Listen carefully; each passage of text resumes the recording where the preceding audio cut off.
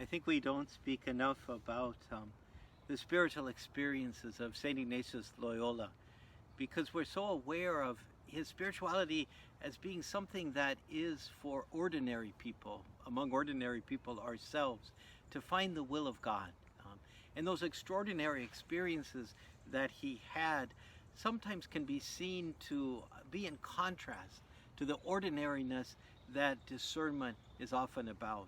And yet, if we take him at his word, consolations are the activity of God in our souls moving us. So we're almost all in our ordinary experience caught up in extraordinary graces and activity of God. But there were moments that were in St. Ignatius's life extraordinary experiences of God's power and revelation. And it's good once in a while to look at that in order that we too hold in ourselves the openness to being drawn into a union with God that's very profound and very mystical. Because if we write that off if we take that off the table in our relationship with God, it's quite possible that we are leaving out graces that the Lord offers to us. Because to be caught up in the love of God and to be somehow the recipient of immense graces and blessings of God is something that can allow us to share. Because I profoundly believe that those spiritual experiences, those ecstatic moments in Ignatius's life, allowed him to share more about what God was doing in other people's lives, because he had experienced the closeness to God so profoundly. So in Manresa, there were two experiences that particularly are fascinating. The one is an experience that so overcame him that it was several days before he was able to recover from the experience of being so forcefully, brought into contact with God's love and grace and power.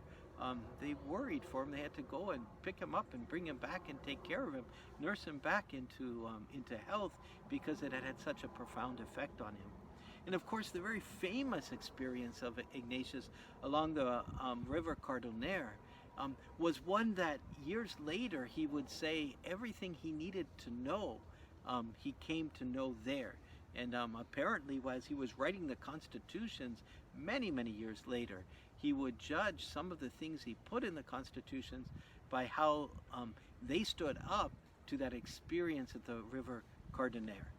And throughout his life, there were these experiences of being caught up in God. And when they would interrupt his prayer in Rome, his face would be suffused with light and with love and joy.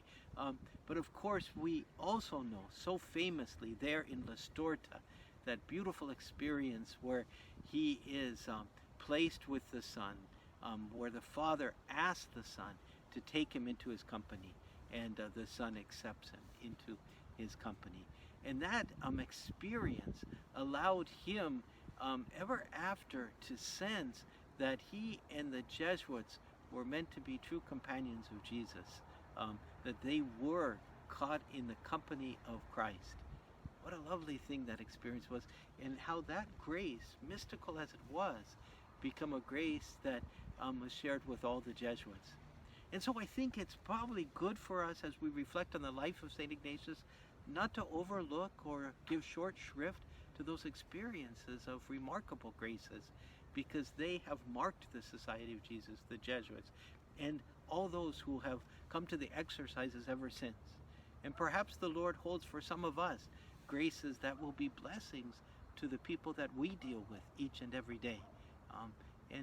It's good for us in reflecting on St. Ignatius to open ourselves to be drawn into the love of God in profound and beautiful ways as he was.